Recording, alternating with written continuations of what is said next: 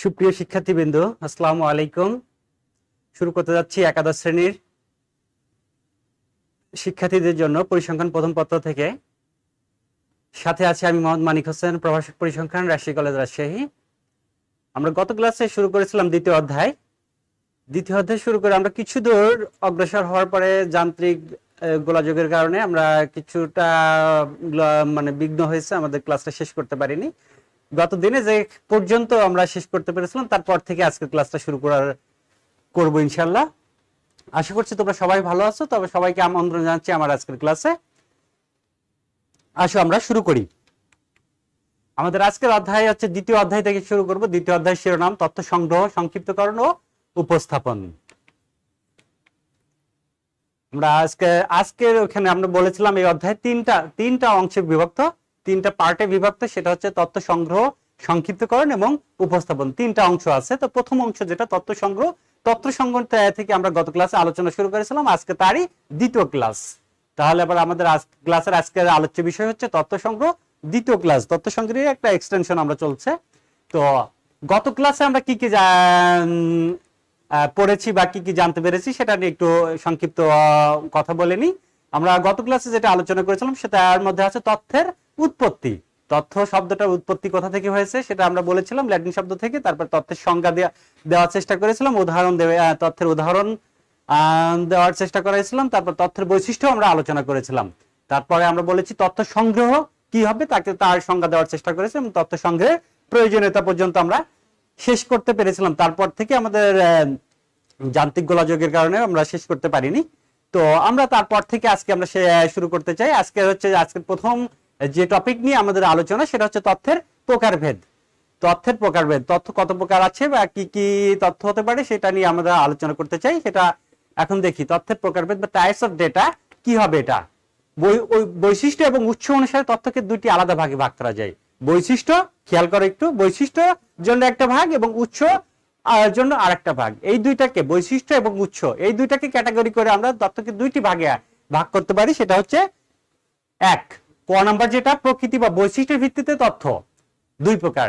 সেটা কি? গুণবাচক তথ্য বা কোয়ালিটেটিভ ডেটা এবং পরিমাণ বাচক তথ্য বা কোয়ান্টিটেটিভ ডেটা। তারপর আমরা প্রকৃতি বা বৈশিষ্ট্যের ভিত্তিতে তথ্যকে আবার দুই ভাগে ভাগ করেছি। সেটাকে ক ক্যাটাগরি দিয়ে এক নম্বর হচ্ছে গুণবাচক তথ্য এবং দুই পরিমাপবাচক তথ্য। এই কথাটা তোমরা আগের ক্লাসে প্রথম অধ্যায়ে তোমরা শুনেছো। তথ্যের প্রকারভেদ মানে সেখানে চলকের প্রকারভেদ পড়তে যায় তোমরা দেখেছো, গুণবাচক চলক এবং পরিমাণ বাচক চলক। ঠিক তা চলক আছে যার মান সময় সময় পরিবর্তন হয়, তাকে আমরা যদি চলক বলি। ঠিক তেমনই তাই তথ্য ঠিক তাই সেরকম হবে যে যেটার তথ্যটা আমরা দেখেছি যে পরিবর্তিত রূপ, মানে সময়ের পরিপ্রেক্ষিতে যে পরিবর্তন হয় সেই পরিবর্তনটাই হচ্ছে আসলে তথ্য হিসেবে আমরা কাউন্ট করি। তাহলে পরে সেক্ষেত্রে প্রকৃতি বা নেচার বা বৈশিষ্ট্য ক্যারেক্টারিস্টিক্সের ভিত্তিতে আমরা তথ্যকে দুই ভাগে ভাগ করলাম। সেটা কি? গুণবাচক তথ্য এবং দুই নম্বর হচ্ছে পরিমাণ বাচক তথ্য। এখন খ নাম্বার কি হবে? আমরা বলেছি প্রথমত দুই ভাগে ভাগ করা যায়, যেটা সংগ্রহের বা উৎসের ভিত্তিতে তথ্য। সেটা হচ্ছে প্রাথমিক তথ্য, প্রাইমারি ডেটা। দুই নম্বর হচ্ছে মাধ্যমিক তথ্য বা পরোক্ষ তথ্য বা সেকেন্ডারি ডেটা। তাহলে পরে আমরা মূলত মোট 4 প্রকারের তথ্য পেলাম। প্রথমত পেলাম হচ্ছে বৈশিষ্ট্য এবং উৎস অনুসারে তথ্যকে কত ভাগে ভাগ করা যায়? দুই ভাগে ভাগ করা যায়। তারপরে আমরা যেটা পেলাম সেটা হচ্ছে একটা হচ্ছে প্রকৃতি বা বৈশিষ্ট্য, তাই আবার দুই ভাগে ভাগ করা যায়। আবার সংগ্রহের উৎসের ভিত্তিতে যে তথ্য সেটাকে আবার দুই ভাগে ভাগ করা যায়। তাহলে পরে কি হলো? তথ্যকে আমরা মোট 4 ভাগে ভাগ করতে পারি। তাহলে পরে গুণবাচক তথ্য, পরিমাপবাচক তথ্য, প্রাথমিক তথ্য, মাধ্যমিক তথ্য। এই 4 প্রকার তথ্য আমরা নিয়ে আলোচনা করব আজকের ক্লাসে। আলোচনার ইচ্ছা রাখি, আর দেখা যায় কতটুকু আমরা শেষ করতে পারি। এখন আমরা তথ্যের প্রকারভেদের কথা জানলাম। এখন আমরা তথ্যের প্রকারভেদের একটা চিত্র দেখি। তোমরা স্ক্রিনে দেখতে পাচ্ছ তথ্যের প্রকারভেদ দিয়ে আমরা এখানে একটু দেখানোর চেষ্টা করেছি। প্রকৃতি বা বৈশিষ্ট্যের ভিত্তিতে তথ্য, তারপর হচ্ছে সংগ্রহের উৎসের ভিত্তিতে তথ্য, যেটাকে আমরা একটু আগে বর্ণনা করলাম। সেটা একটা চিত্রের মাধ্যমে উপস্থাপন করার চেষ্টা মাত্র। গুণবাচক তথ্য, প্রকৃতি বা বৈশিষ্ট্যের ভিত্তিতে তথ্য হচ্ছে গুণবাচক তথ্য এবং পরিমাপবাচক তথ্য। সংগ্রহের উৎসের ভিত্তিতে তথ্য প্রাথমিক তথ্য এবং মাধ্যমিক তথ্য। এই হচ্ছে তথ্যের। এখন আমরা ক ক নাম্বারের থেকে একটু আলোচনা যদি করতে যাই, প্রকৃতি বা বৈশিষ্ট্যের ভিত্তিতে তথ্যকে আমরা বলেছি যেটা দুই প্রকার, গুণবাচক তথ্য এবং পরিমাপবাচক তথ্য। এখন সেখান থেকে আমরা গুণবাচক তথ্য কাকে বলবো সে নিয়ে একটু কথা বলতে চাই। গুণবাচক তথ্য এটা আমরা সংক্ষেপে বলবো, কারণ এর জন্য যে গুণবাচক চলক সম্বন্ধে তোমরা ইতিমধ্যে ধারণা পেয়েছো প্রথম অধ্যায়ের ক্লাসগুলোতে। প্রথম অধ্যায়ের ক্লাসে তোমরা গুণবাচক চলক সম্পর্কে ধারণা পেয়েছো। গুণবাচক চলক আর গুণবাচক তথ্য নিয়ে মোটামুটি একই ধরনের সেন্স, একই কথাবার্তা। আমরা শুধুমাত্র একটু এখন দেখে আসি। যে সমস্ত তথ্য বা পার্থক্যকে সংখ্যায় পরিমাপ করা যায় না তাদেরকে গুণবাচক তথ্য বলে। সংখ্যায় পরিমাপ করা যাবে না যাদেরকে, তাদেরকে বলা হবে গুণ বা অ্যাট্রিবিউট। গুণ বা অ্যাট্রিবিউট বা কোয়ালিটি, এই যে এই তাদেরকে সংখ্যায় আসলে পরিমাপ করা যায় না। যেমন উদাহরণ হিসেবে আমরা কি বলতে পারি, ধর্ম, বর্ণ, মেধা, অর্থনৈতিক অবস্থা ইত্যাদি কি গুণবাচক তথ্যের উদাহরণ। ধর্ম কি আমরা সংখ্যায় প্রকাশ করতে পারি? প্রকাশ করতে পারি। ধর্ম বলতে আমরা হিন্দু, বৌদ্ধ, মুসলিম, খ্রিস্টান এই ধরনের এগুলাকে বলি, এগুলাকে আমরা সংখ্যায় প্রকাশ করতে পারি না। ঠিক বর্ণ সাদা কালো এই যে বর্ণ, এই বর্ণগুলাকে আমরা কখনোই কি সংখ্যায় প্রকাশ করতে পারি না। মেধা, কম মেধাবী, বেশি মেধাবী, এভারেজ মেধাবী, এই যে মেধাবী এই মেধাকে আমরা সংখ্যায় প্রকাশ করতে পারি না। অর্থনৈতিক অবস্থা, কেউ দরিদ্র, কেউ ধনী, কেউ মধ্যবিত্ত, এই যে অর্থনৈতিক অবস্থাগুলো আমরা সংখ্যায় প্রকাশ করতে পারি না, তাকে আমরা বলছি এটা গুণবাচক তথ্যের উদাহরণ হিসেবে এগুলাকে আমরা উপস্থাপন করছি।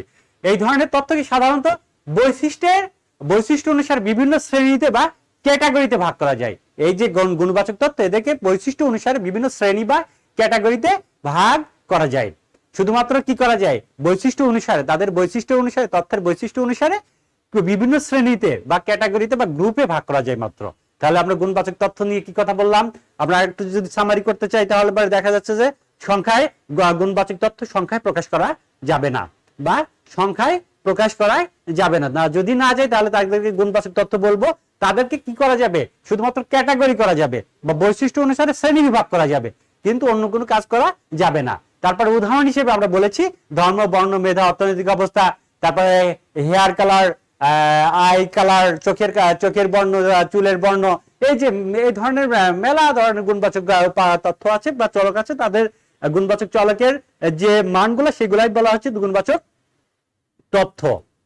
এখন আমরা আসি পরিমাপবাচক তথ্য কাকে বলে। কোয়ান্টিটিভ ডেটা, পরিমাণবাচক তথ্য বা কোয়ান্টিটিভ ডেটা। পরিমাণবাচক তথ্য যে সমস্ত তথ্য বা পার্থক্যকে সংখ্যায় পরিমাপ ও প্রকাশ করা হয় তাদেরকে পরিমাপবাচক তথ্য বলে। অর্থাৎ যে সমস্ত তথ্য সংখ্যায় প্রকাশ করা যাবে বা পরিমাপও করা যাবে এবং প্রকাশও করা যাবে তাদেরকেই বলা হবে পরিমাপবাচক তথ্য। অর্থাৎ পরিমাণবাচক চলকের মানগুলোকেই হবে আছে পরিমাণবাচক তথ্য। আমরা উদাহরণ দেখি কাকে আমরা পরিমাপবাচক তথ্য বলতে পারি। মনে করো যে একটি শ্রেণীর শিক্ষার্থীর সংখ্যা, মনে করো তোমাদের একাদশ শ্রেণীর পরিসংখ্যান ক্লাসের শিক্ষার্থীর সংখ্যা, এটা হতে পারে পরিমাণবাচক তথ্য। তার ওই যে শিক্ষার্থী, একাদশ শ্রেণীর শিক্ষার্থীদের সংখ্যা হতে পারে। ওজন, তাদের প্রত্যেকের ওজন আছে, তাই না? একাদশ শ্রেণীর যে সকল শিক্ষার্থী আছে তাদের প্রত্যেকের ওজন আছে, ওজন হতে পারে। তাদের প্রত্যেকের উচ্চতা আছে, উচ্চতা হতে পারে। এটাকে আমরা ওজনকে আমরা সংখ্যায় প্রকাশ করতে পারি, উচ্চতাকে প্রকাশ করতে পারি। কোনো একটি শ্রেণীর শিক্ষার্থীর সংখ্যা, এটাকে আমরা কি সংখ্যায় প্রকাশ করতে পারি। তারপর আমরা কি করতে পারি, একটি পরিবারের সদস্যগণের বয়স। একটি পরিবার, মনে করো তোমাদের নিজ পরিবারের যে কজন সদস্য আছে তাদের প্রত্যেকের আবার বয়স আছে। তাদের প্রত্যেকের মাসিক আয় থাকতে পারে, সবারই যে থাকবে তা না, কিন্তু থাকতে পারে। না থাকলে জিরো তো একটা সংখ্যা, তাই না? জিরো তো একটা সংখ্যা, তার মানে যদি আয় থাকে তাহলে পারে সেটা একটা সাম কোয়ান্টিটি হবে, আর না থাকলে পারে সেটা জিরো হবে। জিরো একটা সংখ্যা, তার মানে মাসিক পরিবারের কোন একটি পরিবারের সদস্যদের বয়স, মাসিক আয় ইত্যাদি পরিমাপবাচক তথ্যের উদাহরণ। অর্থাৎ আমরা পরিমাপবাচক তথ্যের উদাহরণ দিলাম হচ্ছে শিক্ষার্থীর সংখ্যা, ওজন, উচ্চতা, অথবা কোনো পরিবারের সদস্যগণের বয়স, মাসিক আয়। এগুলো হচ্ছে পরিমাণবাচক তথ্যের উদাহরণ। তাহলে পরিমাণবাচক তথ্য হলে কি হতে হবে, তাকে অবশ্যই সংখ্যায় প্রকাশ করার উপযোগিতা থাকতে হবে। যদি সংখ্যায় প্রকাশ করতে না পারি তাহলে পরে তাকে আমরা পরিমাপবাচক তথ্য বলতে পারবো না। এখন আমরা বৈশিষ্ট্য বা প্রকৃতি অনুসারে তথ্যকে যে দুই ভাগে ভাগ করা হয়েছিল সেটা নিয়ে সংক্ষেপে আমরা দেখলাম। এখন আমরা আসি তাদের হচ্ছে সংগ্রহের উৎসের ভিত্তিতে সংগ্রহের উৎসের ভিত্তিতে তথ্য যে আমরা শ্রেণীবিভাগ করেছি, সেই উৎসের ভিত্তিতে শ্রেণীবিভাগ প্রথমে আমরা বলেছি প্রাথমিক তথ্য বা প্রাইমারি ডেটা, এবং দ্বিতীয়ত যেটাকে বলেছি মাধ্যমিক তথ্য বা পরোক্ষ তথ্য বা অপ্রাথমিক তথ্য বা সেকেন্ডারি ডেটা। এই সেকেন্ডারি ডেটা বা মাধ্যমিক তথ্য বা পরোক্ষ তথ্য আর প্রাথমিক তথ্য, এটা নিয়ে আমরা এখন আমাদের আজকের আসলে তথ্য সংগ্রহের মূল আলোচ্য বিষয়টাই হচ্ছে যে এখানে যে প্রাথমিক তথ্য এবং মাধ্যমিক তথ্য, এখানে কিভাবে এই তথ্যগুলো আমরা পেতে পারি আর এদেরকে কিভাবে সংজ্ঞায়িত করা যায়, এটাই আজকে আসলে আমাদের মূল আলোচ্য বিষয় ছিল। আর হচ্ছে গুণবাচক তথ্য এবং পরিমাণবাচক তথ্য, এটা আসলে গুণবাচক চলক এবং গুণবাচক পরিমাণবাচক চলকের সাথে রিলেটেড, একই কথা।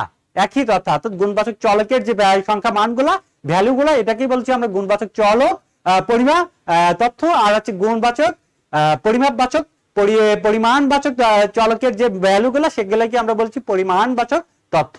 এখন আমরা আমাদের ক্লাসের আজকের মূল আলোচ্য বিষয় বা মূল কনসেন্ট্রেশন যেখানে দিতে যাই, সেটা হচ্ছে যে উৎসের ভিত্তিতে বা তথ্য সংগ্রহের যে প্রকারভেদ, প্রাথমিক তথ্য এবং মাধ্যমিক তথ্য। প্রথমে আসি প্রাথমিক তথ্য কাকে বলা হবে। যেসব তথ্য কোন অনুসন্ধানকারী ব্যক্তি বা সংস্থা কর্তৃক অনুসন্ধান ক্ষেত্র হতে প্রত্যক্ষ পর্যবেক্ষণের মাধ্যমে সংগৃহীত হয় তাকে প্রাথমিক তথ্য বলে। একটু খেয়াল করো, কোন অনুসন্ধানকারী ব্যক্তি, সেটা ব্যক্তি হতে পারে অথবা কোনো সংস্থা হতে পারে। যদি ছোট পরিসরের হয় তাহলে পরে কোনো একজন ব্যক্তি হতে পারে, ব্যক্তি সেটা সংগ্রহ করতে পারে। কিন্তু যদি সেটা পরিসরটা ব্যাপক হয়, বিস্তৃতিটা বেশি হয়, তাহলে পরে সেটা কোনো একজন ব্যক্তির পক্ষে সম্ভব হবে না। তখন তাকে কোনো একটা সংস্থার আন্ডারে, যে কোনো একটা সংস্থার তত্ত্বাবধানে থেকে সেটাকে আমাদেরকে সংগ্রহ করতে হবে। সেজন্য আমরা দুইটা অপশন এখানে রেখেছি। সংগ্রহ অনুসন্ধানকারী ব্যক্তি হতে পারে, সেটা কোনো সংস্থা কর্তৃক সেটা হতে পারে, কিন্তু যেই হোক না কেন তাকে অনুসন্ধান ক্ষেত্রে যেতে হবে। কি করতে হবে? অনুসন্ধান ক্ষেত্রে যে প্রত্যক্ষ ইনভলভমেন্টের মাধ্যমে, পর্যবেক্ষণ করার মাধ্যমে, প্রত্যক্ষ অবজারভেশনের মাধ্যমে তথ্য সংগ্রহ করলে পারে, সেই তথ্যকে আমরা বলবো প্রাথমিক তথ্য। তাহলে কি করতে হবে? ব্যক্তি হতে পারে, সংস্থা হতে পারে, সে যেই হোক না কেন তাকে অবশ্যই অনুসন্ধান ক্ষেত্রে যেতে হবে। অনুসন্ধান ক্ষেত্র যেখান থেকে আমরা তথ্য সংগ্রহ করতে চাই, সেই অনুসন্ধান ক্ষেত্রে আমাদের তাকে যেতে হবে। দ্বিতীয়ত যে প্রত্যক্ষ অবজারভেশন করতে হবে, প্রত্যক্ষ পর্যবেক্ষণ করতে হবে। প্রত্যক্ষ পর্যবেক্ষণ করার মাধ্যমে তাকে তথ্য সংগ্রহ করতে হবে। যদি হয় এই তিনটা বিষয় যদি ফুলফিল করে, তাহলে পরে তার ফুলফিল করার পর যদি তথ্য সংগৃহীত হয়, তাহলে তাকে আমরা বলবো প্রাথমিক তথ্য। তাহলে অনুসন্ধানকারী ব্যক্তি অথবা সংস্থা যেই হোক না কেন তাকে অবশ্যই কি করতে হবে? অনুসন্ধান ক্ষেত্রে যেতে হবে। ক্ষেত্রে যে কি করতে হবে? প্রত্যক্ষ পর্যবেক্ষণ করতে হবে। যিনি অনুসন্ধান করবেন বা যে সংস্থা করবেন, সেই সংস্থা কর্তৃক প্রত্যক্ষ অবজারভেশনের মাধ্যমে যদি সংগৃহীত হয় কোনো তথ্য বা ডেটা, তাহলে তাকে আমরা প্রাথমিক তথ্য বলতে পারবো। অন্যভাবে বলতে পারি, তথ্য সংগ্রহ করার পর যদি তাতে কোনো পরিসংখ্যানিক পদ্ধতি প্রয়োগ করা না হয়ে থাকে, অর্থাৎ তথ্য সংগ্রহ করার পর যদি তাতে কোনো পরিসংখ্যানিক পদ্ধতি প্রয়োগ করা না হয়ে থাকে, তবে তাকে প্রাথমিক তথ্য বলা হবে। অর্থাৎ পরিসংখ্যানিক পদ্ধতি কি কি? এখানে বিষয় হচ্ছে যে তথ্য সংগ্রহ করলাম, সংগ্রহ করার পর কোনো রকম পরিসংখ্যানিক পদ্ধতি প্রয়োগ করা হলো না। এখন পরিসংখ্যানিক পদ্ধতির কি কাকে বলা হবে? পরিসংখ্যানিক পদ্ধতি আমরা কি পরিসংখ্যানিক পদ্ধতি বলতে কি বুঝি? সেখানে আমরা সামারাইজ করতে পারবো না, ক্যাটাগরি করতে পারবো না। যদি মানে র ডেটা থাকতে হবে, মানে যে অবস্থায় ফিল্ড থেকে তথ্যটা এসেছে সেই অবস্থায় যদি থাকে, তাহলে পরে সে তথ্যকে আমরা প্রাথমিক তথ্য বলতে পারবো। আমরা সেখানে কি সংক্ষিপ্তকরণ করতে পারবো না, উপস্থাপন করার জন্য প্রয়োজনীয় ব্যবস্থা গ্রহণ করতে পারবো না, এডিটিং করতে পারবো না, কোডিং করতে পারবো না, রিকোডিং করতে পারবো না। যদি এই কাজগুলো না করে থাকি, তাহলে পরে তাকে বলা হবে প্রাথমিক তথ্য। সংগ্রহ করার পর তাতে কোনো প্রকারই পরিসংখ্যানিক পদ্ধতি প্রয়োগ করা যাবে না। যদি না হয় তাহলে তাকে আমরা বলবো প্রাথমিক তথ্য। এখন প্রাথমিক তথ্য হলো পরিসংখ্যানিক তথ্যের প্রাথমিক রূপ। কি হলো? প্রাথমিক পরিসংখ্যানিক তথ্য, স্ট্যাটিস্টিক্যাল ডেটার প্রাথমিক বা প্রাইমারি রূপই হচ্ছে প্রাথমিক ডেটা। কারণ এখানে কোনো প্রকার অপারেশন বলতে আমরা পরিসংখ্যানিক পদ্ধতির কথা বলছি, কোনো প্রকার পরিসংখ্যানিক পদ্ধতি এখানে প্রয়োগ করা হয়নি। যার মানে কেন বলছি প্রাথমিক রূপ, একেবারে প্রাথমিক রূপ। মানে এখানে কোনো প্রকারই বিচার, বিশ্লেষণ, অ্যানালাইসিস কিচ্ছু করা হয় নাই। যেভাবে ফিল্ড থেকে আনা হয়েছে ঠিক সেভাবে রয়ে গেছে। একে কাঁচা তথ্য বা র ডেটাও বলা হয়। প্রাথমিক তথ্যকে কি বলা হয়? কাঁচা তথ্য বা র ডেটা। তাহলে আমরা যদি প্রশ্ন করি কাঁচা তথ্য কাকে বলা হয়, তাহলে বলতে হবে যে সেটা কি বলা হবে? প্রাথমিক তথ্য বা প্রাইমারি ডেটা। প্রাইমারি ডেটাকে র ডেটা বলা হয় বা কাঁচা, র অর্থাৎ কাঁচা। র ম্যাটেরিয়ালস বলতে আমরা কাঁচা মাল বলি, র ডেটা বলতে কাঁচা ও তথ্য বা উপাত্ত বলা হয়। এখন আমরা একটা উদাহরণ দেখতে চাই যে প্রাথমিক তথ্যের একটা উদাহরণ যদি আমরা দেখার চেষ্টা করি। ধরে নাও আমরা রাজশাহী কলেজে উচ্চ মাধ্যমিক শ্রেণীর ছাত্রছাত্রীদের মাথাপিছু মাসিক ব্যয় জানতে চাই। অর্থাৎ রাজশাহী কলেজের উচ্চ মাধ্যমিক শ্রেণীতে যারা অধ্যয়ন করে সেই সকল শিক্ষার্থীদের মাথাপিছু মাসিক ব্যয়, অর্থাৎ তারা প্রতি মাসে কত টাকা করে ব্যয় করে, এই তথ্যটা আমরা জানতে চাই। এই উদ্দেশ্যে রাজশাহী কলেজের উচ্চ মাধ্যমিক শ্রেণীর ছাত্রছাত্রীদের নিকট থেকে তাদের মাসিক ব্যয়ের তথ্য সংগ্রহ করলে তা হবে প্রাথমিক তথ্য। এখানে একটু খেয়াল করো, আমি এই উদাহরণটা দিয়ে একটু বিশ্লেষণ করতে চাই। বিশ্লেষণটা আমরা ধরে নিয়েছি যে রাজশাহী কলেজেরই উচ্চ মাধ্যমিক শ্রেণীর ছাত্রছাত্রীর মাথাপিছু ব্যয় জানতে চাই। এটা আমাদের প্রবলেম। আমাদের এটাকে সমস্যাকে আমরা স্পেসিফাই করে নিলাম, সমস্যাটা কি স্পেসিফাই করলাম, এখন এটার সমাধান। এখন সমস্যা হচ্ছে যে উচ্চ মাধ্যমিক শ্রেণীর কোথাকার? রাজশাহী কলেজের। এখন আমরা তথ্য সংগ্রহ যদি করতে চাই, যিনি তথ্য সংগ্রহ করবেন তাকে সরাসরি এই রাজশাহী কলেজের উচ্চ মাধ্যমিক শ্রেণীর শিক্ষার্থীদের কাছে যেতে হবে, তার থেকে প্রত্যক্ষভাবে পর্যবেক্ষণ করতে হবে অথবা তার থেকে জিজ্ঞাসাবাদের মাধ্যমে তথ্যটা সংগ্রহ করতে হবে। এখন যদি আমরা তথ্য জানতে চাই রাজশাহী কলেজের, কিন্তু যদি আমরা অন্য কোনো কলেজে যাই উচ্চ মাধ্যমিক শ্রেণীর শিক্ষার্থীদের থেকে তথ্য নিই, তাহলে পরে আমাদের তথ্যটা হবে না। তাকে আমরা পরিসংখ্যানিক ভাষায় তথ্য বলতে পারবো না। হয়তো কিছু একটা সংগৃহীত হবে, কিন্তু তাকে আমরা কি পরিসংখ্যানিক তথ্য বলতে পারবো না। কারণ ওই তথ্য দিয়ে রাজশাহী কলেজের উচ্চ মাধ্যমিক শ্রেণীর শিক্ষার্থীদের মাথাপিছু ব্যয় আর বড় করা যে রাজশাহীর কোন একটা উপজেলা লেভেলের কলেজের উচ্চ মাধ্যমিক শ্রেণীর মাসিক মাথাপিছু ব্যয় সমান হবে না, ভিন্ন হবে, কম বেশি হতে পারে। তো বা অন্য কোনো শহরের হতে পারে রাজশাহী কলেজের উচ্চ মাধ্যমিক শ্রেণীর শিক্ষার্থী মাথাপিছু ব্যয় আর হচ্ছে ঢাকা কলেজের উচ্চ মাধ্যমিক শ্রেণীর শিক্ষার্থীদের মাথাপিছু ব্যয় সমান হবে না, সেখানে ভিন্নতা হবে। যার কারণে আমরা যেহেতু তথ্য জানতে চাই রাজশাহী কলেজে, তার মানে হচ্ছে যে আমাদের রাজশাহী কলেজের যারা উচ্চ মাধ্যমিক শ্রেণীতে অধ্যয়ন করে তাদের থেকেই তথ্য নিতে হবে। অর্থাৎ আমরা অনুসন্ধান ক্ষেত্রে যে কথা বলেছিলাম সংজ্ঞাতে, যে অনুসন্ধান ক্ষেত্রে যেতে হবে, অবশ্যই সেখানে অনুসন্ধান ক্ষেত্রে যেতে হবে। সেই অনুসন্ধান ক্ষেত্রটা হচ্ছে রাজশাহী কলেজের উচ্চ মাধ্যমিক শ্রেণীর শিক্ষার্থী যেখানে যেখানে আছে সেইটা। তার মানে আমাদের তাদেরকেই প্রত্যেককে পর্যবেক্ষণ করতে হবে। প্রত্যেককে পর্যবেক্ষণ বলতে আমরা বলতে যাচ্ছি যে তাদের থেকেই তথ্য সংগ্রহ করতে হবে। তারা যেখানে অবস্থান করুক তাদের কাছে যেতে হবে, তাদের কাছে যে জিজ্ঞাসাবাদ করি অথবা পর্যবেক্ষণ করি, যে কোনো উপায়ে আমরা সেখান থেকে করতে পারবো। তাহলে পরে তাদের থেকে যদি আমরা মাসিক মাথাপিছু ব্যয়ের তথ্য সংগ্রহ করি, তাহলে পরে সেটা হবে প্রাথমিক তথ্য। নিশ্চয়ই উদাহরণটা তোমাদের কাছে ক্লিয়ার হয়েছে। এখন আমরা আসি মাধ্যমিক বা পরোক্ষ তথ্য। বা সেকেন্ডারি ডেটা বা অপ্রাথমিক তথ্য। আমরা মাধ্যমিক তথ্যকে তিনটার নামে ডেকে থাকি। মাধ্যমিক তথ্য প্রথমত সবসময় আমরা মাধ্যমিক তথ্য বলেই ডেকে থাকি, কিন্তু এটাকে আরো ভাবে পরোক্ষ তথ্য বলি অথবা অপ্রাথমিক তথ্য বলি অথবা সেকেন্ডারি ডেটা বলি। তো এই সেকেন্ডারি ডেটা বলি, মাধ্যমিক তথ্য বলি বা পরোক্ষ তথ্য বলি, কাকে বলবো? কি ক্রাইটেরিয়া থাকলে তাদেরকে মাধ্যমিক তথ্য আমরা বলতে পারি? যে তথ্য মূল অনুসন্ধান ক্ষেত্র হতে সংগ্রহ না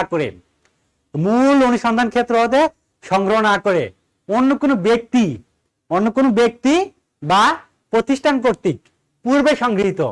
এখন খেয়াল করো, এখানে অন্য কোনো ব্যক্তি বা প্রতিষ্ঠান, আমরা বলেছিলাম যে কোনো ব্যক্তি বা প্রতিষ্ঠান কর্তৃক সংগৃহীত হতে পারে। সেটা কি হতে পারে? কিন্তু সেটা হচ্ছে যে মূল অনুসন্ধান ক্ষেত্র হতে যদি সংগ্রহ না করি। আমরা প্রাথমিক তথ্য পড়াইতে যাই বললাম যে অবশ্যই সেখানে মূল অনুসন্ধান ক্ষেত্রে যেতে হবে। কিন্তু এখন আমরা মাধ্যমিক তথ্যের কথা বলছি যে মূল অনুসন্ধান ক্ষেত্রে যদি না যেয়ে অন্য কোনো ব্যক্তি বা প্রতিষ্ঠান পূর্বে সংগ্রহ করেছে সেই তথ্য তারা যদি প্রকাশ করে থাকে, প্রকাশিত বা অপ্রকাশিত তথ্য হতে সংগ্রহ করা হয়, তবে তাকে মাধ্যমিক তথ্য বলা হবে।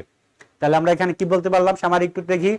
যে তথ্য মূল অনুসন্ধান ক্ষেত্র হতে সংগ্রহ না করে অন্য কোনো ব্যক্তি বা প্রতিষ্ঠান কর্তৃক পূর্বে সংগৃহীত, কোনো ব্যক্তি অথবা প্রতিষ্ঠান কর্তৃক পূর্বে সংগ্রহ করা হয়েছে, সেটাকে প্রকাশিত বা অপ্রকাশিত তথ্য হতে সংগ্রহ করা হয়, তবে তাকে মাধ্যমিক তথ্য বলা হবে। এখানে প্রকাশিত কি আর অপ্রকাশিত কি, মনে করেন যে কোন সংস্থা তথ্য সংগ্রহ করেছে কোন একটা কার্যক্রম পরিচালনা করার জন্য, তারা কোন একটা অনুসন্ধানের জন্য, গবেষণার জন্য তারা তথ্য সংগ্রহ করেছে।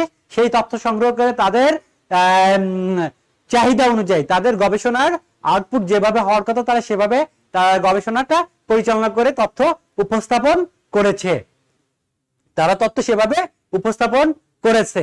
এখন সেটা উপস্থাপন করে তারা জনগণের জন্য, মানুষের কাছে প্রচার করার জন্য তারা প্রকাশ করেছে, পুস্তক আকারে প্রকাশ করেছে, অথবা পত্রিকার মাধ্যমে অথবা পুস্তক অথবা ম্যাগাজিনের মাধ্যমে তারা সেটা প্রকাশ করেছে। সেটা হচ্ছে প্রকাশিত তথ্য।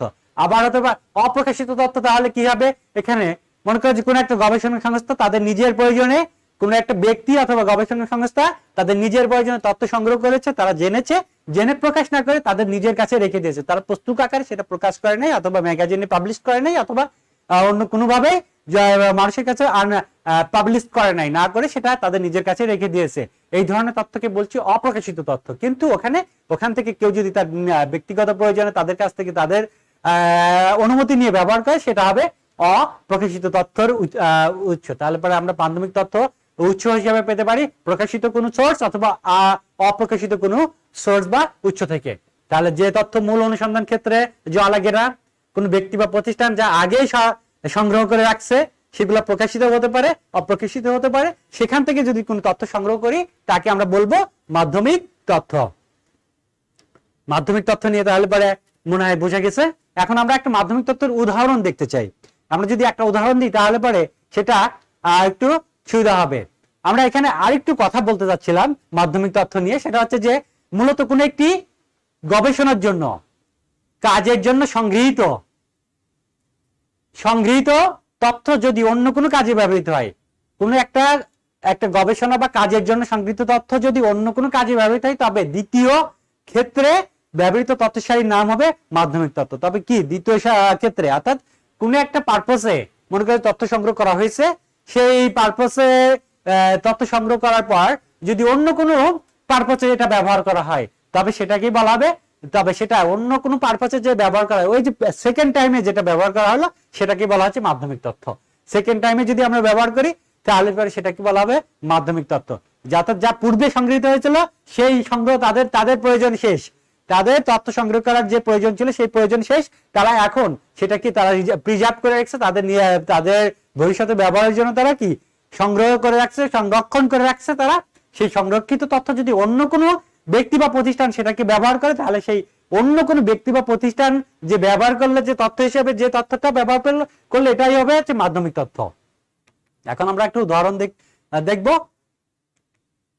দেখো প্রকৃতভাবে এই তথ্য কি অমৌলিক, মৌলিক না। এই তথ্যটা কি মাধ্যমিক তথ্য কি মৌলিক হলো না। কারণ হচ্ছে যে আগে থেকে কেউ একজন সংগ্রহ করে রাখছে, সেখান থেকে আমরা সেই তথ্যটা সংগ্রহ করলাম, তাহলে পরে সেটা মৌলিক তথ্য হলো না। তার মানে এখান থেকে আমরা এই তথ্যকে আমরা মৌলিক বলতে পারি না, এটা আছে যে অমৌলিক। তারপরে এই তথ্য অপেক্ষাকৃত কম নির্ভরযোগ্য কে মাধ্যমিক তথ্য নির্ভরযোগ্য না। কারণ হচ্ছে যে যিনি তো এটা ব্যবহার করছেন বা যে সংস্থা এটা ব্যবহার করছেন সে তথ্যের সত্যতা জানে না। কারণ প্রাথমিক তথ্যতে আমরা যে তথ্যের সত্যতা জানতে পারতাম, ঠিক মাধ্যমিক তথ্যতে আমরা তথ্যের সত্যতা জানতে পারছি না, যার কারণে এটাকে কম নির্ভরযোগ্য বলি। এটাকে আমরা কম নির্ভরযোগ্য, রিলায়েবল না। প্রাথমিক তথ্য যতটা রিলায়েবল ছিল, বিশ্বাসযোগ্য ছিল, ঠিক মাধ্যমিক তথ্য ঠিক ততটা না। এখানে বিশ্বাসযোগ্যতার ঘাটতি আছে। এখন আমরা উদাহরণ দেখি। ধরে নাও কৃষি গবেষণা ইনস্টিটিউট এবং ধান গবেষণা ইনস্টিটিউট, দুইটা ইনস্টিটিউট তোমরা নিশ্চয় নাম জেনে থাকবে। কৃষি গবেষণা ইনস্টিটিউট যেটা কৃষির যতগুলো সেক্টর আছে সবগুলা সেক্টরের গবেষণার সুপারভাইজ করে থাকে, আর ধান গবেষণা ইনস্টিটিউট শুধুমাত্র ধান নিয়ে গবেষণা করে। তো তাহলে পরে বড় কে? কৃষি গবেষণার পরিধিটা বড়।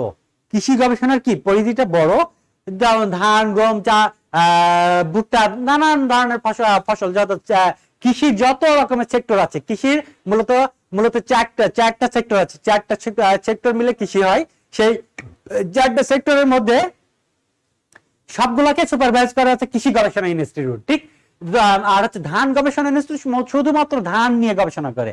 শুধুমাত্র ধান নিয়ে গবেষণা করে ধান গবেষণা ইনস্টিটিউট। এখন আমরা একটা উদাহরণ দেখতে পাচ্ছি যে মাধ্যমিক তথ্যে, যে ধরো কৃষি গবেষণা ইনস্টিটিউট একর প্রতি উপসি ধানের ফলন জানতে চাই। উপসি কি?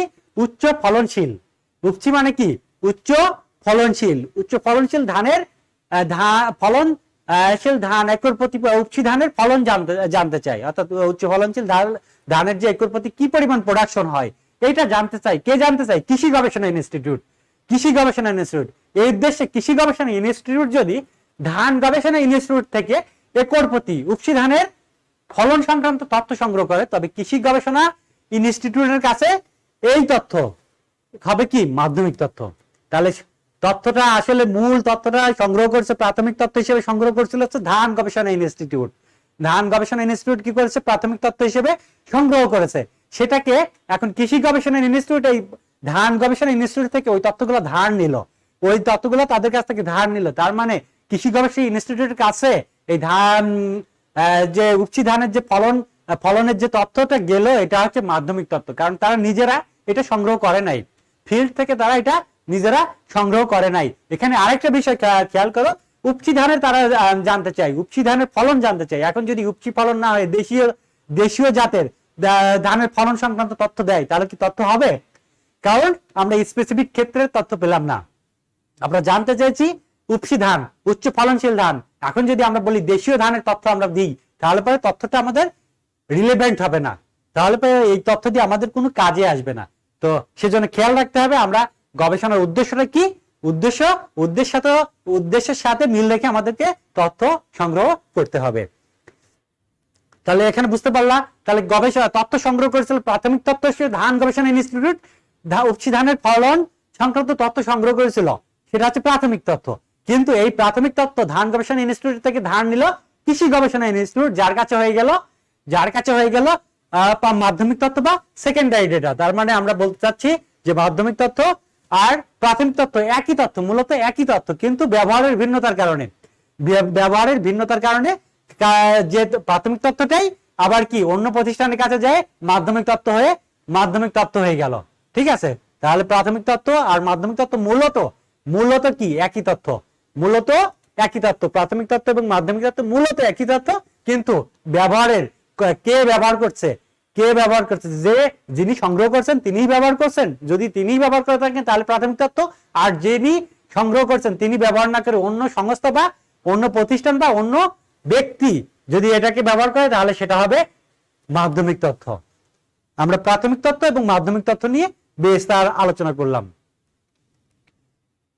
এখন আমরা আসি প্রাথমিক তথ্য সংগ্রহের পদ্ধতি সমূহ। আমরা প্রাথমিক তথ্য নিয়ে যে এত কথা বললাম, এর সংগ্রহ করার মেলাগুলা পদ্ধতি আছে প্রাথমিক তথ্য সংগ্রহের পদ্ধতি সমূহ। সেজন্য আমরা লিখেছি পদ্ধতি সমূহ। অনেকগুলো পদ্ধতি আছে, তো যার কারণে আমরা এটা কি বলেছি? সমূহ। তার নামগুলা দেখি কি কি নাম আছে। ক নাম্বার, প্রত্যক্ষ ব্যক্তিগত অনুসন্ধান। প্রাথমিক তথ্য সংগ্রহ করার মেলাগুলো পদ্ধতির কথা আমরা বললাম আছে, সেগুলোর নাম আস্তে আস্তে বলতে যাচ্ছি। প্রথম কথা যেটা বললাম, ক নাম্বার, প্রত্যক্ষ ব্যক্তিগত অনুসন্ধান। খ নাম্বার, পরোক্ষ মৌলিক অনুসন্ধান। পরোক্ষ মৌখিক অনুসন্ধান। পরোক্ষ মৌখিক অনুসন্ধান। গ নাম্বার, তথ্য সংগ্রহকারীর সরাসরি পর্যবেক্ষণ। ঘ নাম্বার, গণনাকারীর মাধ্যমে অনুসন্ধান। ডাকযোগে প্রশ্নপত্র প্রেরণ পদ্ধতি। চ নাম্বার, স্থানীয় প্রতিনিধির মাধ্যমে তথ্য সংগ্রহ। ছ নাম্বার, টেলিফোন সাক্ষাৎকার। এবং বর্গের জ নাম্বার, ইমেল পদ্ধতিতে প্রাথমিক তথ্য সংগ্রহ। এই যে মোটামুটি যে বর্গের জ ক থেকে বর্গের জ পর্যন্ত যে পদ্ধতির কথা বললাম, নামগুলা বললাম, এগুলাই মোটামুটি প্রাথমিক তথ্য সংগ্রহ করার পদ্ধতি সমূহ। এই পদ্ধতি সমূহ আমরা আবার একবার বলি। দেখো, ক নাম্বার, প্রত্যক্ষ ব্যক্তিগত অনুসন্ধান। খ নাম্বার, পরোক্ষ মৌখিক অনুসন্ধান। গ নাম্বার, তথ্য সংগ্রহকারীর সরাসরি পর্যবেক্ষণ। ঘ নাম্বার, গণনাকারীর মাধ্যমে অনুসন্ধান। ঙ নাম্বার, ডাকযোগে প্রশ্নপত্র প্রেরণ পদ্ধতি। চ নাম্বার, স্থানীয় প্রতিনিধির মাধ্যমে তথ্য সংগ্রহ। ছ নাম্বার, টেলিফোন সাক্ষাৎকার। এবং বর্গীয় জ নম্বর ইমেল পদ্ধতিতে প্রাথমিক তথ্য সংগ্রহ। এই পদ্ধতিগুলো আমরা এখন বিস্তারিত একে একে বিস্তারিত আলোচনা দেখব। এদের বিস্তারিত আলোচনা দেখতে চাই, এটাকে কখন কোন পদ্ধতি সুইটেবল হবে, কোন পদ্ধতিতে আমরা এতগুলো পদ্ধতি থেকে কখন কোন পদ্ধতিটা বাছাই করব, কখন উপযুক্ত হবে, সেটা আমরা একটু বিস্তারিত জানতে চাই, বিস্তারিত এখান থেকে জানতে চাই। তাহলে প্রথমে আমরা আসি ক নাম্বার, প্রত্যক্ষ ব্যক্তিগত অনুসন্ধান। প্রত্যক্ষ ব্যক্তিগত অনুসন্ধান আমরা কি কি বলবো বা কিভাবে এটা বলতে পারি বা কিভাবে সংজ্ঞায়িত করতে পারি? কি দেখো, তথ্য সংগ্রহের পদ্ধতিতে অনুসন্ধানকারী ব্যক্তি অর্থাৎ দক্ষ ও প্রশিক্ষণপ্রাপ্ত তথ্য সংগ্রহকারী, অনুসন্ধানকারী ব্যক্তি যিনি কিনা দক্ষ হবে এবং প্রশিক্ষণপ্রাপ্ত হবে, তিনি নিজে অনুসন্ধান ক্ষেত্রে গিয়ে উত্তরদাতা বা রেসপন্ডেন্টের কাছ থেকে সরাসরি তথ্য সংগ্রহ করে থাকেন। আমরা বলছি যে পদ্ধতি, সেটা হচ্ছে প্রত্যক্ষ ব্যক্তিগত অনুসন্ধান। প্রত্যক্ষ ব্যক্তিগত অনুসন্ধানের জন্য যে আমরা এটাকে সংজ্ঞায়িত করব বা এটা বোঝার জন্য আমরা যা বলতে যাচ্ছি সেটা হচ্ছে যে এই পদ্ধতিতে তথ্য সংগ্রহের এই পদ্ধতিতে অনুসন্ধানকারী আমরা কাকে বলছি? তাকে আমরা একটু সংজ্ঞায়িত করে রাখছি, যিনি কিনা দক্ষ হবেন, দক্ষ এবং প্রশিক্ষণপ্রাপ্ত। তিনি নিজে অনুসন্ধান ক্ষেত্রে যাবেন, তিনি কি নিজে অনুসন্ধান ক্ষেত্রে যাবেন, যায় উত্তরদাতার নিকট থেকে সরাসরি তথ্য সংগ্রহ করবেন। তিনি উত্তরদাতার নিকট থেকে সরাসরি তথ্য সংগ্রহ করবেন, যিনি এটা অর্থাৎ অনুসন্ধানকারী নিজে যাবেন তথ্য রেসপন্ডেন্টের কাছে, অর্থাৎ যার কাছে গেলে তথ্যটা পাওয়া যাবে তার কাছে সে নিজে যাবেন, নিজে যায় তার কাছ থেকে সে নিজে তথ্য সংগ্রহ করবেন এবং লিপিবদ্ধ করবেন বা রেকর্ড করবেন। এটাই হচ্ছে প্রত্যক্ষ ব্যক্তিগত অনুসন্ধান। উদাহরণ হিসেবে আমরা বলতে পারি, প্রত্যক্ষ ব্যক্তিগত অনুসন্ধান পদ্ধতির একটা উদাহরণ আমরা দেখি। যদি কোনো অনুসন্ধানকারী কোন একটি শিল্প অঞ্চলের শ্রমিকদের অর্থনৈতিক অবস্থা জানার জন্য, উদ্দেশ্যটা কি দেখো, আমরা বলেছি প্রতিটা বিষয়ের আমাদেরকে একটা উদ্দেশ্যকে মাথায় রেখে অগ্রসর হতে হবে। তাহলে আমরা মনে করো কোন একটি অনুসন্ধানকারী ব্যক্তি কোন একটি শিল্প অঞ্চলের, অনেক শিল্প অঞ্চল আছে বাংলাদেশে অনেক শিল্প অঞ্চল আছে, কোন একটি শিল্প অঞ্চলের শ্রমিকদের কর্মচারীদের না, কর্মকর্তাদের না, শ্রমিকদের অর্থনৈতিক অবস্থা জানার জন্য তাহলে পরে যেতে হবে কোথায়? যে শিল্প অঞ্চলের শ্রমিকদের অর্থনৈতিক অবস্থা জানতে চাই ঠিক সেই শিল্প অঞ্চলে যেতে হবে।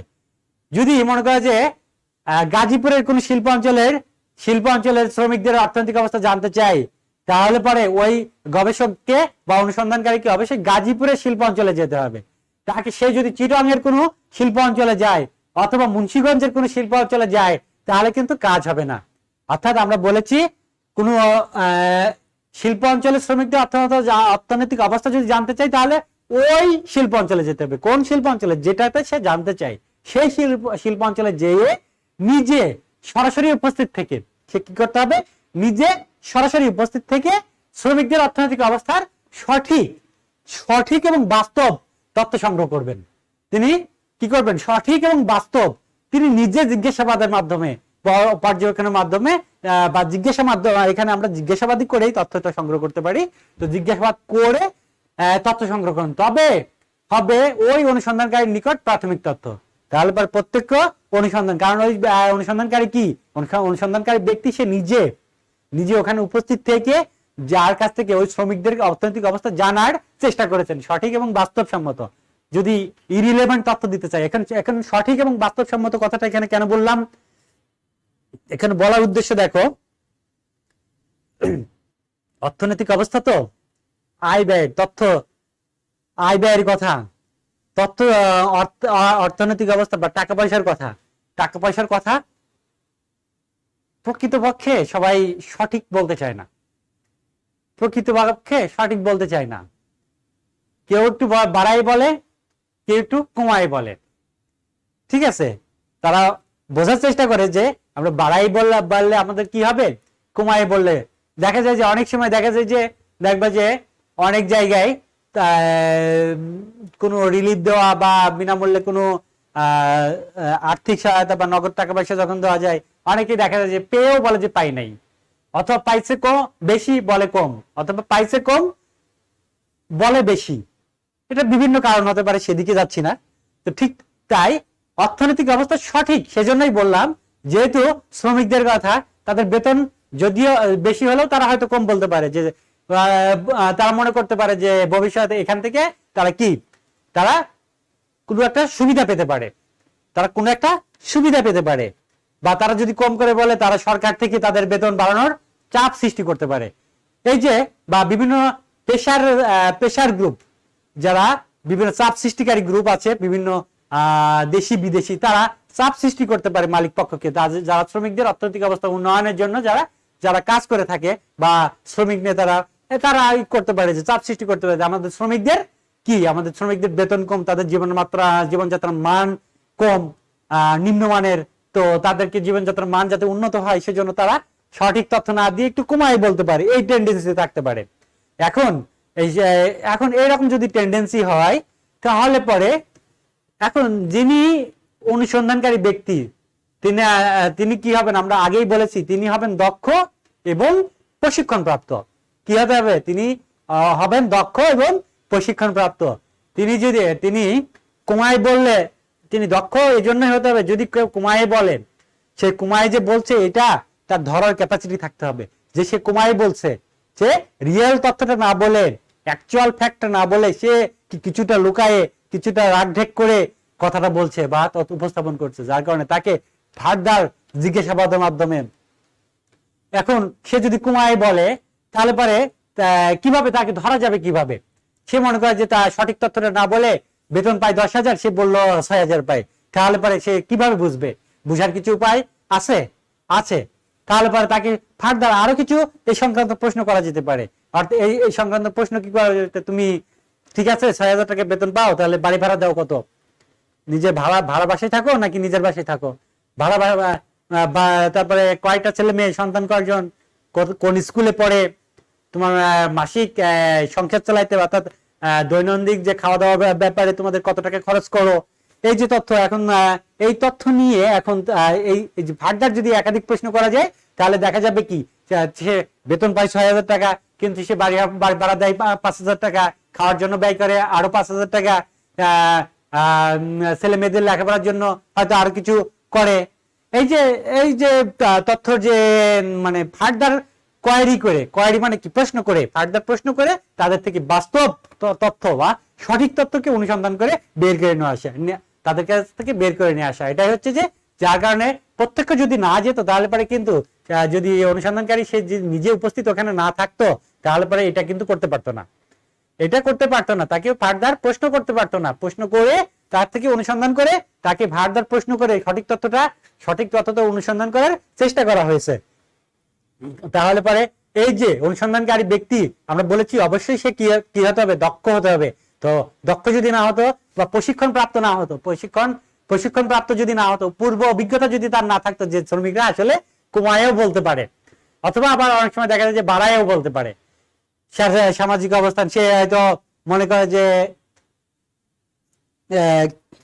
বিভিন্ন সুবিধা নেওয়ার জন্য, বিভিন্ন সামাজিক ভাবে উঁচু দেখানোর জন্য, অথবা গ্রামে সে তাকে নিজেকে বড় দেখানোর জন্য হয়তো সে বাস করে শহরে, কিন্তু গ্রামে সে যায় অনেক হিরো সাজার চেষ্টা করে।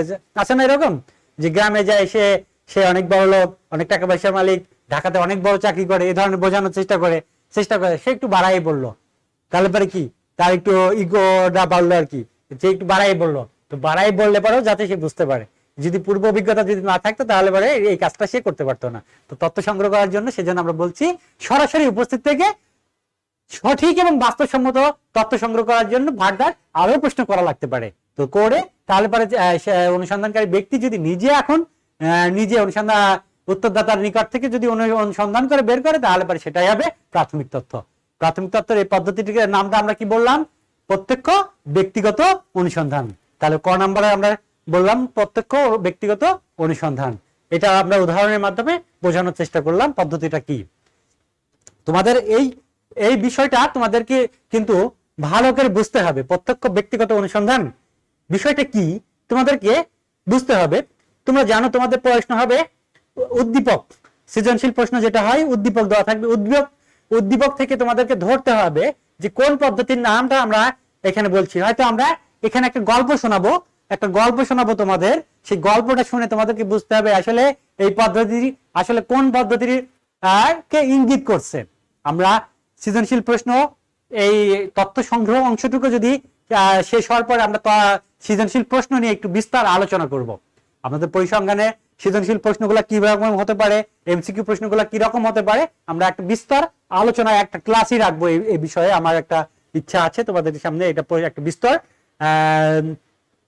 সৃজনশীল প্রশ্ন নিয়ে একটা ক্লাস হবে, পুরো একটা ক্লাসই আমি রাখবো সৃজনশীল প্রশ্ন, তার ধরন এবং তার কিভাবে আনসার করতে হবে সমস্ত বিষয়টা নিয়ে আমরা একটু একটা ক্লাস এটা নিয়ে আলোচনা করব। সেখানে নমুনা প্রশ্ন রাখবো এবং সেখানে তার সমাধান করার চেষ্টা করব ইনশাআল্লাহ। সেটা আমরা আরো দুইটা ক্লাস হয়তো লাগবে, তারপরে হয়তো আমরা এটা করব।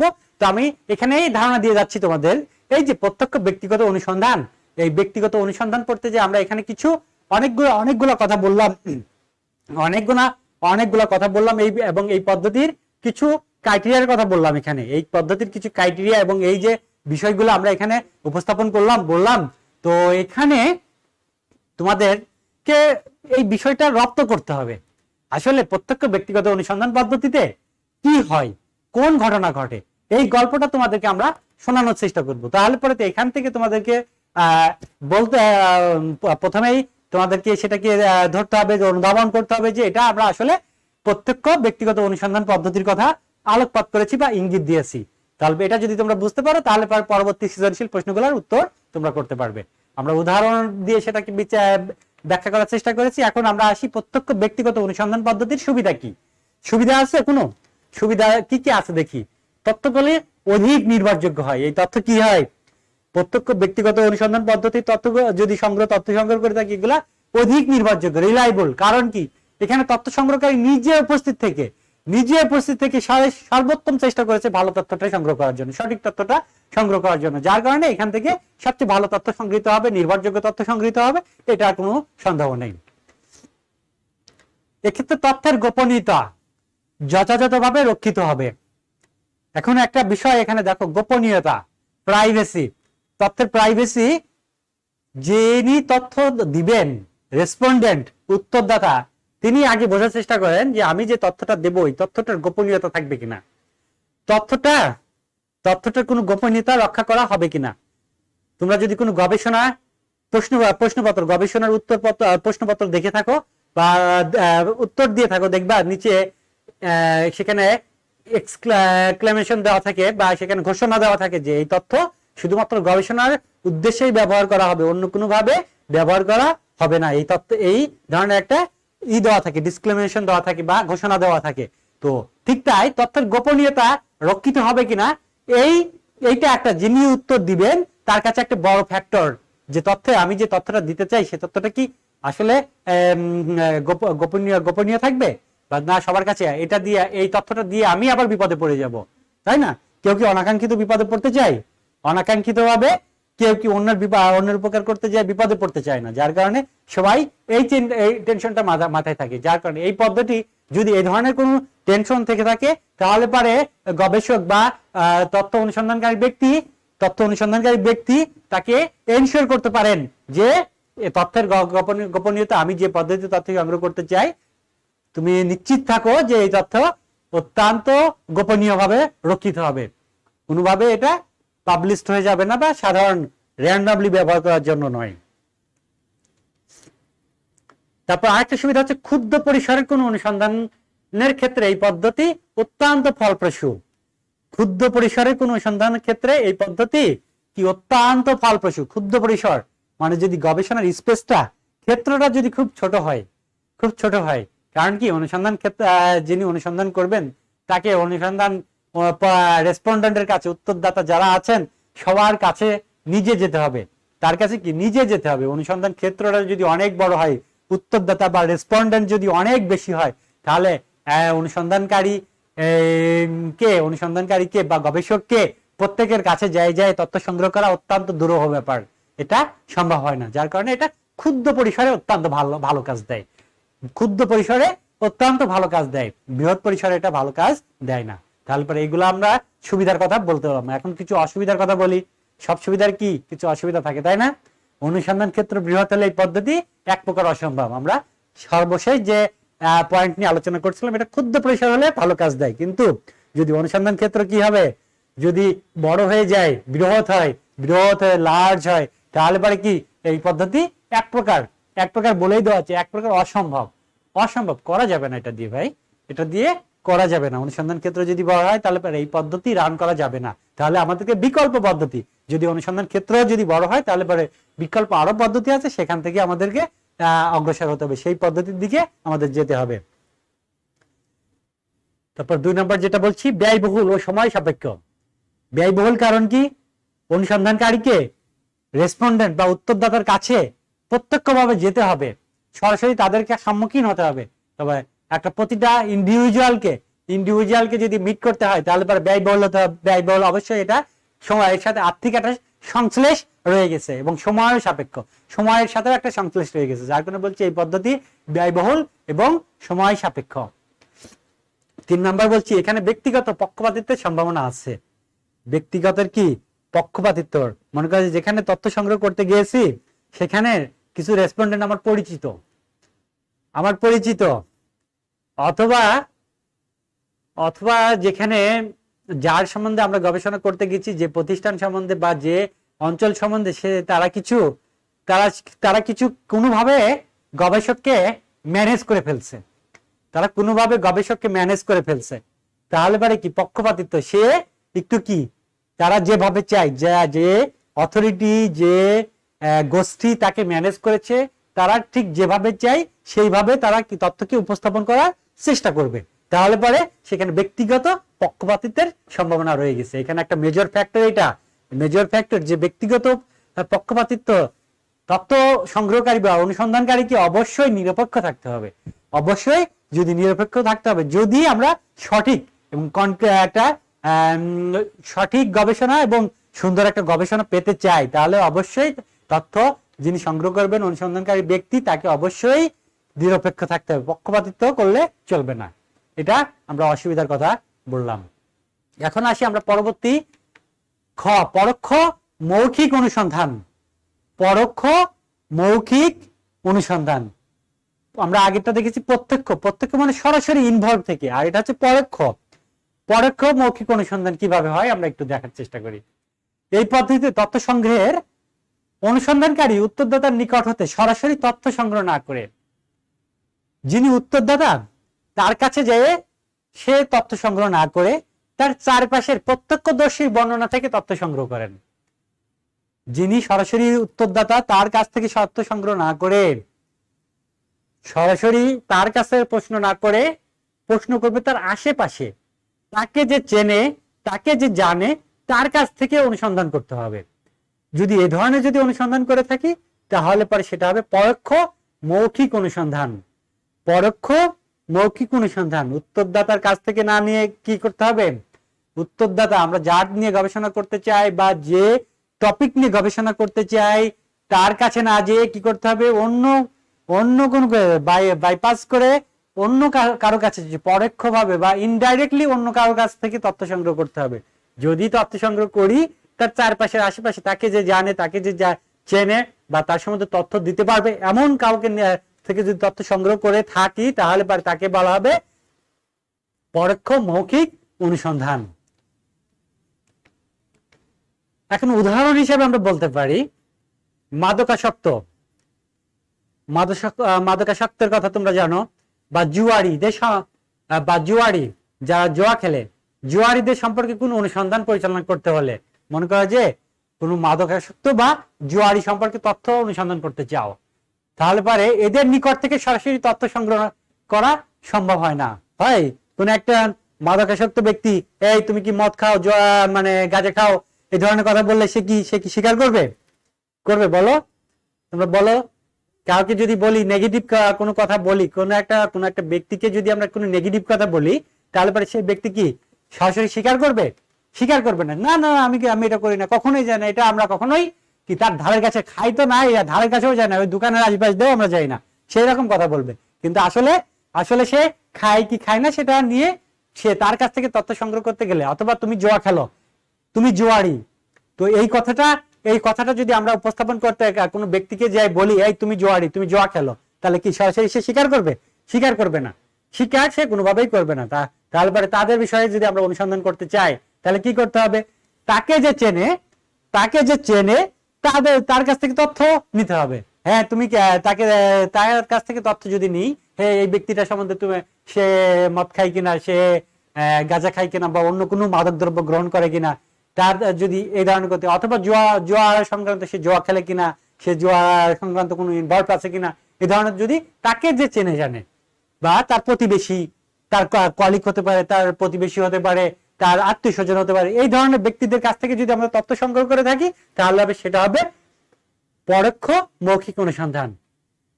তাহলে মদ খাই কেনা বা মাদকাসক্ত, তাহলে পরে তাদের কি করতে হবে? তাদের মদের দোকান হতে পারে, কারণ মদ যদি খেতে হয় তাহলে তাকে মদের দোকানে যেতে হবে, কিনতে হবে। তারপরে এই ব্যক্তি মানে খাই কিনা, তাকে বা সে মাদক গ্রহণ করে কিনা, সে মাদক যেখানে বিক্রি হয় সেখানে যায় তথ্য নেওয়া যেতে পারে, তাদের প্রতিবেশীদের থেকে তথ্য নেওয়া যেতে পারে। এই ধরনের তথ্যের ক্ষেত্রে আমরা সাধারণত পরোক্ষ মৌখিক অনুসন্ধান করে থাকি। পরোক্ষ মৌখিক অনুসন্ধান আরো কোথায় কোথায় করা যেতে পারে? চোর সংক্রান্ত কোন চোরকে শনাক্ত করতে বা চুরি সংক্রান্ত তথ্য সংগ্রহ করার জন্য আমরা করতে পারি। ডাকাতি, হত্যা, সন্ত্রাসী, ছিনতাই, এই ধরনের তদন্ত করতে আমরা এই পদ্ধতি, পরোক্ষ মৌখিক অনুসন্ধান পদ্ধতি অত্যন্ত ফলপ্রসূ বা অত্যন্ত কি বলবো, ইফেক্টিভলি কাজে লাগাতে পারি। পরোক্ষ মৌখিক অনুসন্ধান পদ্ধতি আমরা অত্যন্ত ইফেক্টিভলি কাজে লাগাতে পারি। অর্থাৎ নেগেটিভ কোনো বিষয়কে তদন্ত করার জন্য, নেগেটিভ কোনো বিষয়কে বা কোনো অভিযোগকে তদন্ত করার জন্য আমরা এই পদ্ধতি অত্যন্ত কিভাবে ফলপ্রসূ ভাবে ইফেক্টিভলি কাজে লাগাইতে পারি। কোনো অভিযোগকে তদন্ত, আমরা নেগেটিভ না বলে সরাসরি যদি বলি কোনো অভিযোগকে তদন্ত, সেটা মিথ্যা অভিযোগ হতে পারে, সত্য অভিযোগ হতে পারে, সেই অভিযোগকে তদন্ত করার জন্য আমরা এই পরোক্ষ মৌখিক অনুসন্ধান পদ্ধতি, যার বিরুদ্ধে অভিযোগটা গঠন করা হয়েছে সে কখনোই ওই অভিযোগটা স্বীকার করবে না, যার কারণে পরোক্ষভাবে অন্যদের কাছ থেকে তথ্যটা সংগ্রহ যদি করতে পারি, তাহলে পারি সে তথ্য আমরা যে পদ্ধতিতে করতে পারি সেটা পরোক্ষ মৌখিক অনুসন্ধান পদ্ধতি। আমরা পরোক্ষ মৌখিক অনুসন্ধান পদ্ধতির উদাহরণ দেখতে পেলাম। কোন অভিযোগের, আমরা সহজ কথায় বলতে পারি, কোন অভিযোগকে তদন্ত করতে আমরা এই পদ্ধতি অত্যন্ত ফলপ্রসূভাবে কাজে লাগাতে পারি। এখন এর কিছু অসুবিধার কথা আমরা বলি। সুবিধা কি? এর কিছু সুবিধার কথা আমরা বলি। এটি সময় ও খরচ বাঁচায়। কিভাবে বাঁচাই সময় এবং খরচ? এখানে যাকে আমরা যার কাছ থেকে তথ্য সংগ্রহ করতে চাই, তাকে হয়তো দেখা গেল যে সময় গবেষক গেল, তথ্য সংগ্রহকারী গেল, সেই সময় তাকে পাওয়া গেল না, তাকে অ্যাক্সেস করা গেল না, তাকে ধরা গেল না।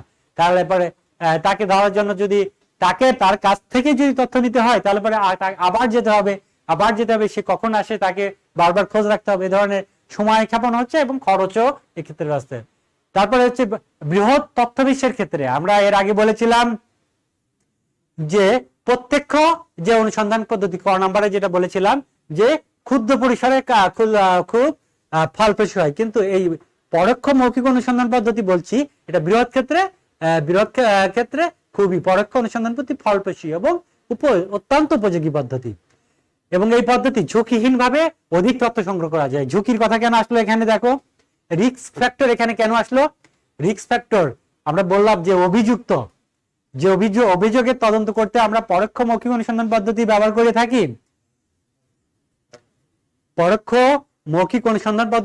করে থাকি। তাহলে পরে অভিযোগ মানে আমরা কিছু মন্দ লোকের কথা বললাম, যেমন মাদকাসক্ত, তারপরে হচ্ছে চুরি, ডাকাতি, সন্ত্রাসী, হত্যা মামলা। তো এদের থেকে আমরা তথ্য যদি সংগ্রহ করতে চাই, তাহলে পরে সন্ত্রাসীদের তথ্য সংগ্রহ করতে চাই, তাহলে পরে কি এখানে রিস্ক আছে না? তুমি যে তাকে যে এসব প্রশ্ন করতে পারবা? প্রশ্ন করার আগে তো তোমাকে দিয়ে দিবে কিছু উত্তম মাধ্যম, কি দিয়ে দিবে? তো তাহলে পরে তোমার প্রাণহানির ঝুঁকি আছে এইসব ক্ষেত্রে, বা তুমি এখানে পরিবার পরিজন নিয়ে কি ঝুঁকির মধ্যে পড়তে পারো, রিস্ক আছে। কারণ তারা মন্দ লোক, তাদেরকে তোমাকে থ্রেট করতে পারে, তোমাকে ভয়ভীতি দেখাতে পারে, মানসিকভাবে টর্চার করতে পারে, ফিজিক্যালি টর্চার করতে পারে। তো এই যে ঝুঁকিগুলো আছে, এই ঝুঁকিগুলো এড়াইতে চাইলে পারে আমাদের তথ্য এখন আমাদের এই পদ্ধতি ব্যবহার করা অত্যন্ত অত্যন্ত একটা যুক্তিযুক্ত পদ্ধতি এবং ফলপ্রসূ পদ্ধতি।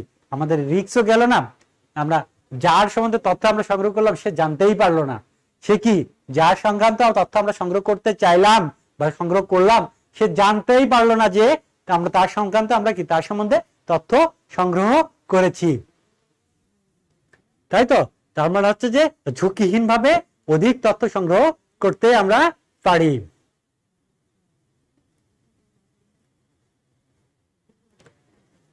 তারপরে আমরা কিছু সুবিধার কথা বললাম। তারপরে এটা কি বৃহৎ অনুসন্ধান ক্ষেত্রে এটা ব্যবহার করা যায় এবং সময় এবং খরচ বাঁচায় এবং ঝুঁকিহীন ভাবে রিস্ক ফ্রি ভাবে আমরা এটা এখান থেকে তথ্য সংগ্রহ করতে পারি।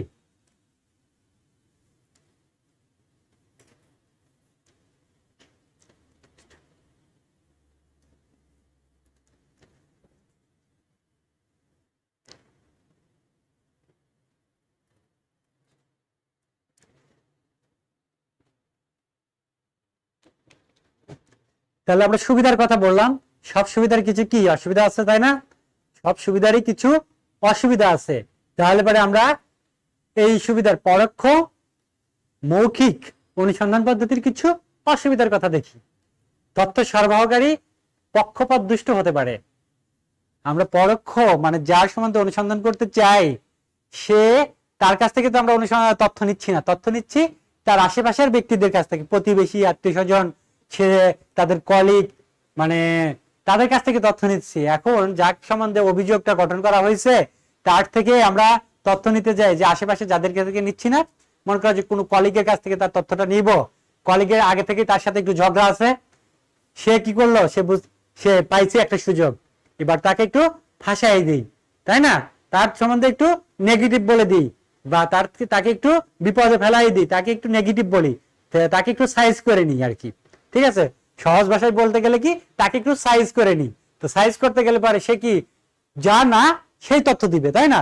যা না সেই তথ্য যদি সে উপস্থাপন করে তাহলে পরে দেখা গেল যে তারপরে ওই ব্যক্তি কি আলটিমেটলি ক্ষতির সম্মুখীন হবে, ক্ষতি করার উদ্দেশ্যে তথ্য সংগ্রহ করলো। তার মানে কি সে তার একটা অন্য একটা পক্ষ, তার বিরোধী, যার সম্বন্ধে তথ্য সংগ্রহ করতে চাইলাম তার বিরোধী পক্ষ হলো। আবার তার উল্টোটাও হতে পারে, যার সম্বন্ধে তথ্য সংগ্রহ করতে চাচ্ছি সে তার আত্মীয় বা পরিচিত বা ঘনিষ্ঠ জন, সে তার কাছ থেকে তথ্য সংগ্রহ করতে গেলাম, সে কি বললো আসলে সে গিলটি, বাট সে বললো না না সে খুবই ভালো মানুষ, তার মতো ভালো মানুষ আর হয় না, সে এ কাজ কোনোদিনও করতে পারে না, কখনোই করতে পারে না, সে আমরা তাকে ছোটবেলা থেকে চিনি, সে খুবই ভালো মানুষ। তার মানে কি সে এখানেও কি পক্ষ নিয়ে ফেললো। তার মানে তথ্য সরবরাহকারী যিনি তথ্যটা দিলেন তিনি পক্ষপাত দুষ্ট হয়ে গেলেন, তিনি একটা পক্ষকে অবলম্বন করে একটা পক্ষর ছাপাই গাইলেন। তারপরে এটা আমরা সেখান থেকে কি এটা একটা বড় চ্যালেঞ্জ, এই পদ্ধতির একটা সবচেয়ে বড় চ্যালেঞ্জ হচ্ছে যে বা প্রতিবন্ধকতা ডিমেরিটস যেটা, সেটা হচ্ছে যে এটা সে পক্ষপাত দুষ্ট হতে পারে। এটাকে খেয়াল রাখতে হবে, যিনি তথ্য সংগ্রহ করবেন তাকে এটাকে অত্যন্ত কঠোরভাবে খেয়াল রাখতে হবে বা কঠোরভাবে মনিটরিং করতে হবে। 2 নম্বর অপশন, এই প্রক্রিয়া প্রত্যক্ষভাবে মূল ক্ষেত্রের সাথে সংশ্লিষ্ট নয়। এই প্রক্রিয়া কি প্রত্যক্ষভাবে মূল ক্ষেত্রের সাথে সংযুক্ত নয় বা সংশ্লিষ্ট নয় বলে তেমন নির্ভরযোগ্যও নয়। যেহেতু প্রত্যক্ষভাবে এর সাথে সংশ্লিষ্ট নয় সেহেতু তেমন নির্ভরযোগ্য নয়। যেহেতু আমরা যে রেসপন্ডেন্ট সে এটাকে তথ্য দিচ্ছে না, অন্যদের কাছ থেকে ঘুরায় তথ্য নিচ্ছি, তার মানে এখানে একটু মিস ইনফরমেশন হতেই পারে, যার কারণে আমরা বলছি এটা নির্ভরযোগ্য কম, এর নির্ভরযোগ্যতা কম আছে।